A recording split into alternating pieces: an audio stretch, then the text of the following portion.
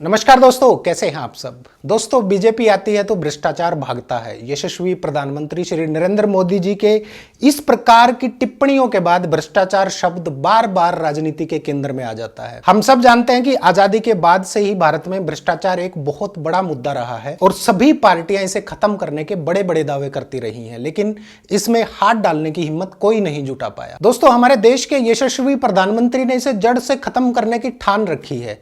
आइए जानते हैं उन नेताओं के बारे में जिन पर बड़े बड़े भ्रष्टाचार के आरोप दर्ज हैं, मुकदमे चल रहे हैं और जेल जाने के बिल्कुल मुहाने पर खड़े ही थे कि माननीय प्रधानमंत्री जी ने उनका हृदय परिवर्तन कर दिया और उनके मलिन मन को साफ करके उसमें कूट कूट के सेवा भाव भर दिया। दोस्तों, पिछले दिनों सीबीआई और ईडी की कार्रवाई के खिलाफ 14 दलों ने सुप्रीम कोर्ट का रुख किया था, जिसके कारण इन संस्थानों पर शायद कोई बड़ा खतरा मंडराने लगा था और इस करके खुद प्रधानमंत्री मोदी जी को इनके बचाव में मैदान में कूदना पड़ा था। प्रधानमंत्री ने कहा कि भ्रष्टाचार में लिप्त नेता एक साथ एक मंच पर आ रहे हैं और कुछ दलों ने भ्रष्टाचारी बचाओ आंदोलन छेड़ा हुआ है, लेकिन उन पर एक्शन नहीं रुकेगा। प्रधानमंत्री की ऐसी सख्ती के बाद विपक्ष के पसीने छूट गए और आनन फानन में बंगाल की तृणमूल कांग्रेस की अध्यक्ष ममता बनर्जी मंच पर वॉशिंग मशीन लगाकर बीजेपी पर कटाक्ष मारने लगी। ममता जी का कहना था कि यही वो वॉशिंग मशीन है जिसके जरिए प्रधानमंत्री भ्रष्टाचारी नेताओं को सजा दे रहे हैं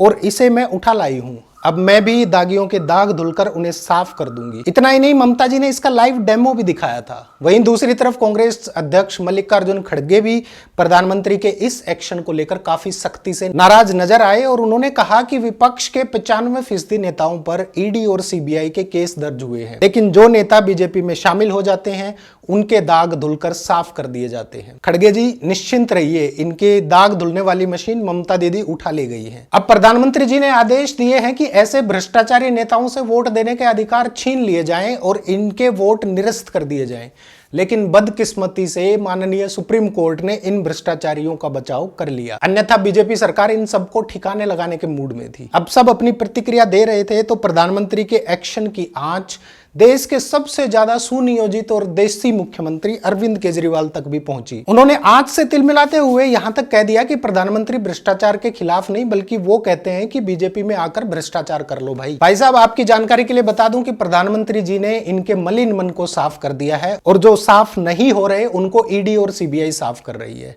अब उदाहरण के तौर पर मनीष सिसोदिया जी को ही ले लीजिए। अगर समय रहते बीजेपी ज्वाइन कर ली होती तो आज जेल में ना सड़ रहे होते। खैर, ऐसे खुदगर्ज नेताओं से हमें क्या लेना देना। चलिए बात करते हैं मुद्दे की और जानते हैं उन नेताओं के बारे में जिनको बीजेपी ने तसल्ली से साफ किया है और अब उनमें जन सेवा की भावना इतनी जाग चुकी है कि आप बिना सोचे समझे आंख और मुंह बंद करके उनको वोट दे सकते हैं। आज आनंद का दिन है क्योंकि राज्य के एक वरिष्ठ नेता बीजेपी में शामिल हो रहे हैं।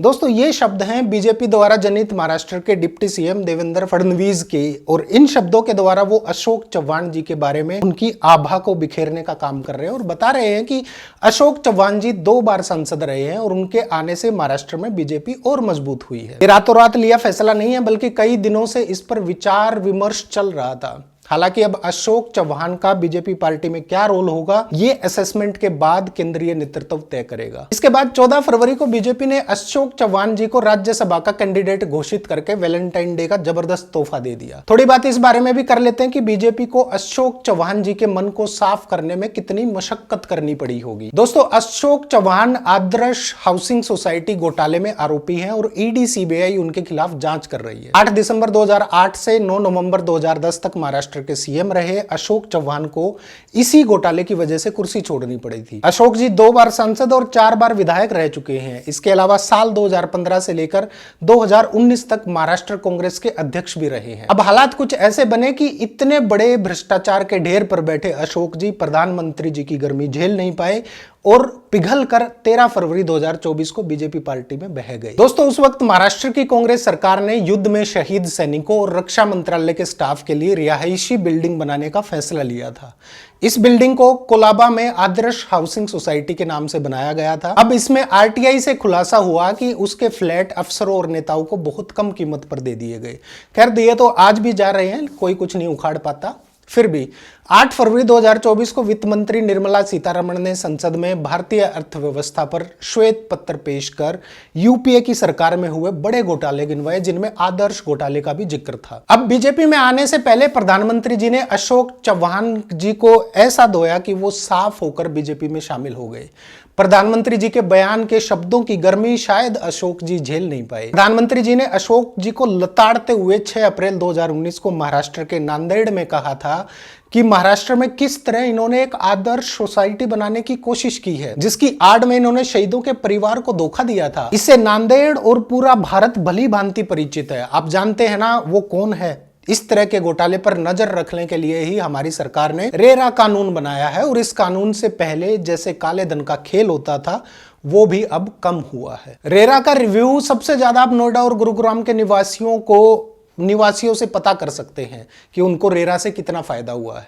शायद कई सालों से रोड पर धक्के खा रहे हैं बेचारे अपने फ्लैट पाने के लिए, कोई 8 साल से 10 साल से। खैर, दूसरी बार मोदी जी ने 30 अप्रैल 2014 महाराष्ट्र के नांदेड़ में ही कहा था कि अशोक चव्हाण को लोकसभा का सीट देना क्या कोई कार्रवाई है। इनकी बेशर्मी की हद तो देखो कि कांग्रेस पार्टी कह रही है कि अशोक चव्हाण को कोई चुनाव लड़ने से नहीं रोक सकता। कांग्रेस के पास सारे आदर्श उम्मीदवार हैं। उन्होंने मां भारती की रक्षा करने वाले शहीदों की विधवाओं को लूटने का काम किया है। मैं नांदेड़ और गुरु गोविंद सिंह की पवित्र भूमि पर आज शपथ लेकर जाता हूं कि कारगिल के शहीदों के परिवार को जिन्होंने लूटा है उनको नई सरकार छोड़नी पड़ेगी। इतना ही नहीं, प्रधानमंत्री के अलावा महाराष्ट्र के मौजूदा डिप्टी सीएम देवेंद्र फडणवीस ने भी पूरी कोशिश की और कई बार मंच से अशोक चव्हाण पर भ्रष्टाचार के आरोप लगाए, जिसके कारण अशोक जी आत्मग्लानि में डूब गए। लेकिन देवेंद्र जी की दयालुता को देखिए, उनके हृदय की मलिनता को धोते हुए खुद अशोक जी को बीजेपी ऑफिस में बुलाकर पार्टी की सदस्यता ग्रहण करवा दी। दोस्तों, सिर्फ अशोक चव्हाण ही नहीं बल्कि बीते कुछ सालों में कई नेता दूसरी पार्टियों से बीजेपी में शामिल हुए हैं, जिन पर भ्रष्टाचार के बड़े बड़े गंभीर आरोप थे, और ईडी, सीबीआई और दूसरी सेंट्रल एजेंसियां उनकी आज भी जांच कर रही हैं। इन भ्रष्टाचारियों की घटती संख्या को लेकर अब विपक्ष आरोप लगा रहा है कि भ्रष्टाचार पर जीरो टॉलरेंस पॉलिसी की बात करने वाली बीजेपी दागियों को अपनी वॉशिंग मशीन में धोकर पार्टी में शामिल कर रही है। उनके खिलाफ चल रही जांच ठंडे बस्ते में डाली जा रही है। दोस्तों, चव्हाण जी के बाद अगला नंबर आता है अजीत पवार का। जी हां, महाराष्ट्र के मौजूदा डिप्टी सीएम अजीत पवार का नाम 70,000 करोड़ रुपए के सिंचाई घोटाले के आरोपियों में शामिल था।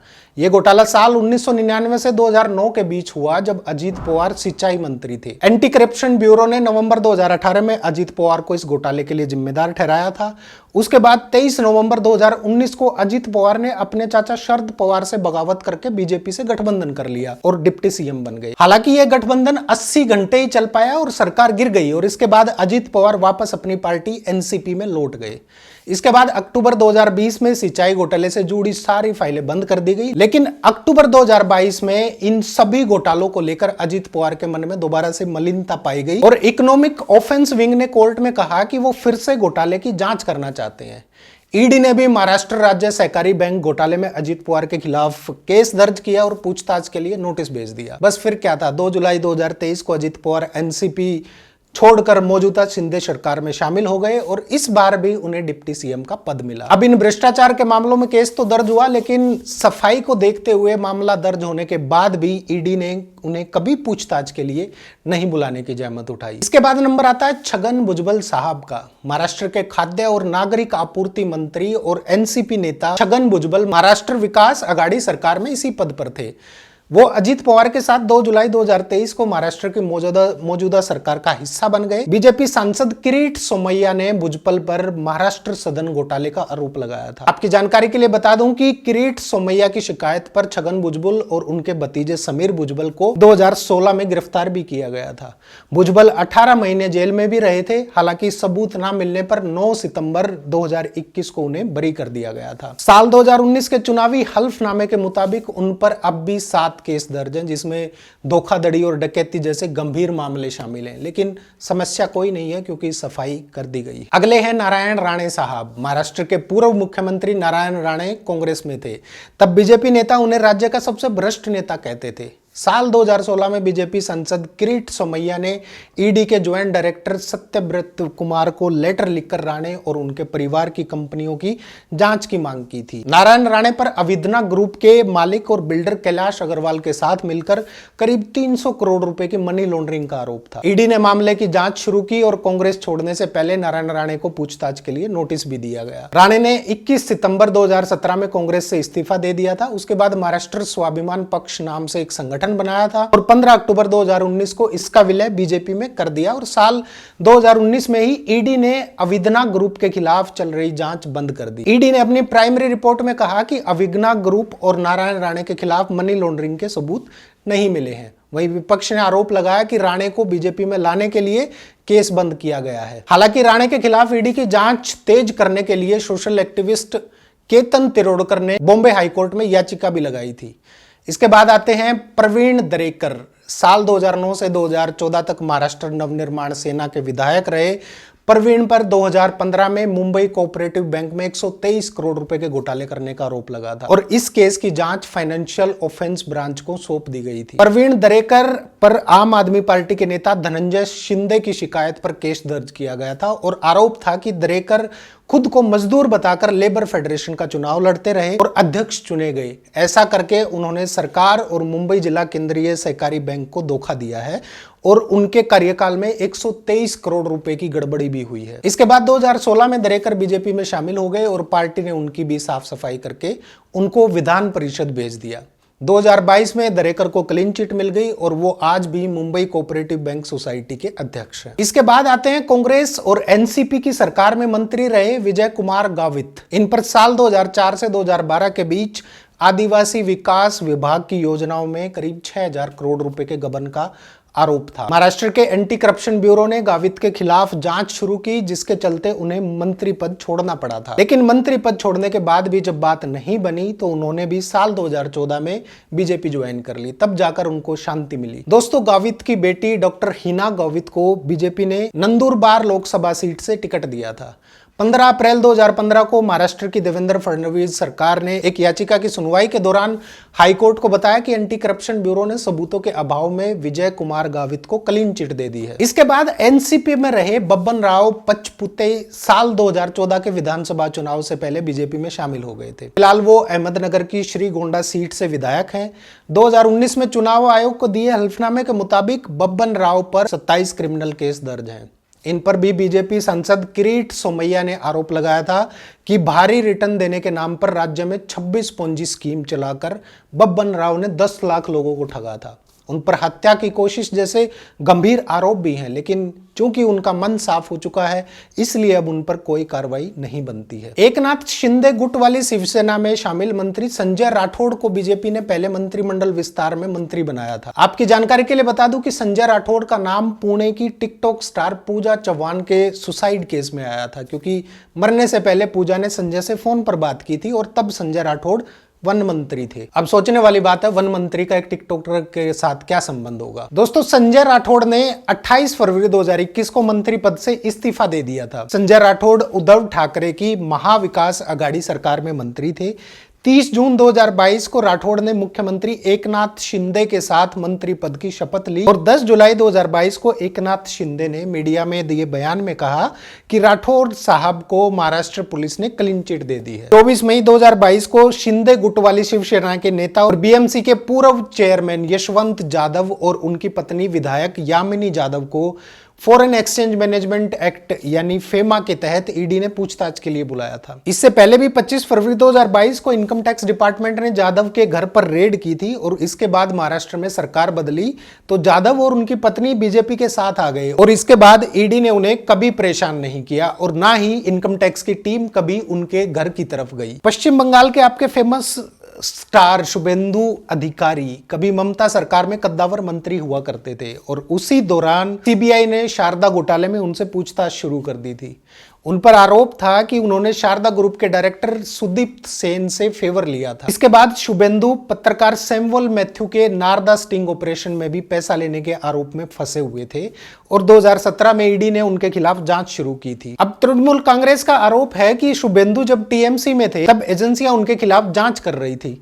2021 में विधानसभा चुनाव से पहले बीजेपी में जाते ही उन्हें क्लीन चिट मिल गई। नारदा स्टिंग मामले में ईडी ने सितंबर 2021 में चार्जशीट दाखिल की थी, जिसमें शुभेंदु अधिकारी का नाम नहीं था। 2022 में ममता बनर्जी की सरकार बनने के बाद बंगाल पुलिस ने शुभेंदु के खिलाफ शारदा घोटाले में जांच शुरू कर दी।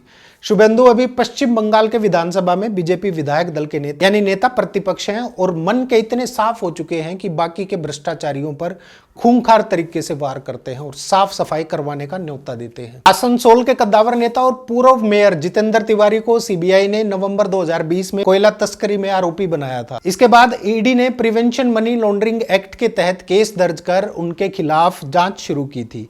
2 मार्च 2021 को जितेंद्र साहब के होश ठिकाने आ गए और टीएमसी छोड़कर बीजेपी में शामिल हो गए। हालांकि उनके बीजेपी में शामिल होने से पहले केंद्र में मंत्री रहे बाबुल सुप्रियो ने उनका विरोध किया था। सुप्रियो का कहना था कि कोयला चोर और तस्करों को पार्टी में लाने से नुकसान होगा। बाबूलाल सुप्रियो ने फेसबुक पर लिखा था कि कोयला तस्करी केस में सीबीआई की कार्रवाई के बाद कुछ नेता बीजेपी में आने की जुगाड़ लगा रहे हैं, मैं ऐसा नहीं होने दूंगा। इसके बावजूद बीजेपी हाईकमान ने तिवारी की एंट्री को हरी झंडी दे दी और सुप्रियो को बताया गया कि पार्टी की साफ सफाई में उंगली नहीं करनी चाहिए। तब से सुप्रियो शांत चित्त से मेडिटेशन की मुद्रा में स्वास्थ्य लाभ ले रहे हैं। कोलकाता के मेयर रह चुके सोवन चटर्जी 2014 में हुए नारदा स्टिंग ऑपरेशन के आरोपी थे। अभी सीबीआई उनके खिलाफ जांच कर ही रही थी कि 14 अगस्त 2019 को सोवन चटर्जी बीजेपी में शामिल हो गए। करीबन 2 साल तक बीजेपी में रहे। उसके बाद उनके मन में मलिनता आ गई और विधानसभा चुनाव का टिकट ना मिलने पर नाराजगी जताते हुए 21 मार्च 2021 को बीजेपी छोड़ने की हिमाकत कर दी। बस फिर क्या था, साफ सफाई शुरू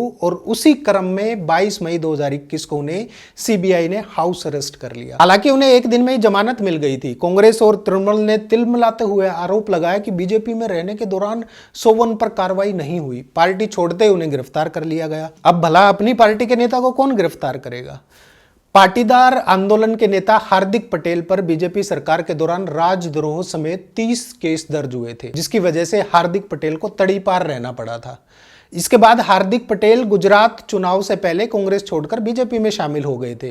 कांग्रेस का आरोप है कि राजद्रोह केस से बचने के लिए हार्दिक ने बीजेपी ज्वाइन की है। हालांकि अब वो ज्यादातर केसों में बरी हो चुके हैं। देशद्रोह केस में गुजरात हाईकोर्ट ने 21 अक्टूबर 2023 को उनका अरेस्ट वारंट खारिज कर दिया था। इसके बाद जनवरी 2024 में सबूत ना मिलने पर हार्दिक पटेल को हेट स्पीच के एक केस में भी बरी कर दिया गया था। हार्दिक अभी विरमगाम से विधायक हैं और शांत चित्त की मुद्रा में स्वास्थ्य लाभ ले रहे हैं। दोस्तों, आज के प्रचंड हिंदूवादी नेता हेमंत बिस्वा शर्मा, इनको भी सीबीआई ने शारदा चिटफंड घोटाले में आरोपी बनाया था। शर्मा पर आरोप था कि उन्होंने शारदा ग्रुप के डायरेक्टर सुदीप्त सेन से हर महीने 20 लाख रुपए लिए ताकि ग्रुप का कामकाज बेरोक टोक चलता रहे, फ्लो में बना रहे। अगस्त 2014 में हेमंत के गुवाहाटी वाले घर पर सीबीआई ने रेड मारी थी और सीबीआई की एक टीम गुवाहाटी के एक मीडिया हाउस के दफ्तर में भी गई, क्योंकि उस कंपनी की मालिक हेमंत बिस्वा शर्मा की पत्नी रिनिकी भोयान शर्मा है। हेमंत साहब से सीबीआई ने आखिरी बार 27 नवंबर 2014 को पूछताछ की थी। इसके बाद उन्होंने अगस्त 2015 में तब कांग्रेस नेता शशि थरूर ने आरोप लगाया था कि बीजेपी ने हेमंत की फाइल बंद कर दी है। हेमंत बिस्वा शर्मा अभी असम के मुख्यमंत्री हैं और बीजेपी में शामिल होने के बाद सीबीआई ने उन्हें कभी पूछताछ के लिए नहीं बुलाया। दोस्तों, 2008 में कर्नाटक में बीजेपी की सरकार बनी और बीएस येदुरप्पा मुख्यमंत्री बने। येदुरप्पा पर 2011 में 40 करोड़ रुपए लेकर अवैध खनन को शय देने का आरोप लगा था और लोकायुक्त ने उनके खिलाफ अरेस्ट वारंट भी जारी किया था, जिसके चलते उन्हें मुख्यमंत्री की कुर्सी छोड़नी पड़ी थी। मई 2012 में हाईकोर्ट ने येदुरप्पा के खिलाफ सीबीआई जांच का आदेश दिया। 2012 में येदुरप्पा बीजेपी से अलग हो गए और 2013 का चुनाव उन्होंने अलग पार्टी बनाकर लड़ा था, जिसके कारण बीजेपी को बहुत बड़ा नुकसान हुआ था और पार्टी केवल 40 सीटें जीत पाई थी। इसके बाद 2014 के लोकसभा चुनाव से पहले येदुरप्पा वापस बीजेपी में आ गए और साल 2016 में सीबीआई की स्पेशल कोर्ट ने येदुरप्पा समेत 13 आरोपियों को क्लीन चिट दे दी। येदुरप्पा के 2 बेटे भी इस केस में आरोपी थे। सबकी एक साथ मलिनता धो दी गई। दोस्तों, लिस्ट बहुत लंबी है। आप लोग सोच कर देखिए कितनी मेहनत का काम है इतने बड़े बड़े घोटालेबाजों को लाइन पर लाकर उनका चित्त शांत कर देना। ऐसा काम कोई बेहद शांत चित्त वाला ही व्यक्ति कर सकता है। कुल मिलाकर यहाँ एक कहावत चरित्रार्थ की है बीजेपी ने, नफरत अपराधी से नहीं बल्कि उसके अपराध से करो। बस कांग्रेस पार्टी यही मार खा गई। अब जब सब कुछ समझ आ रहा है तो बेचारों के पास नेता ही नहीं बचे हैं। बचेंगे भी कैसे? प्रधानमंत्री जी ने 18-20 घंटे मेहनत करके सारे भ्रष्टाचारियों का ऐसा माकूल इलाज बांधा है कि क्या मजाल कोई इधर उधर गर्दन घुमा ले। वीडियो कैसी लगी कमेंट करके जरूर बताइए। नमस्कार।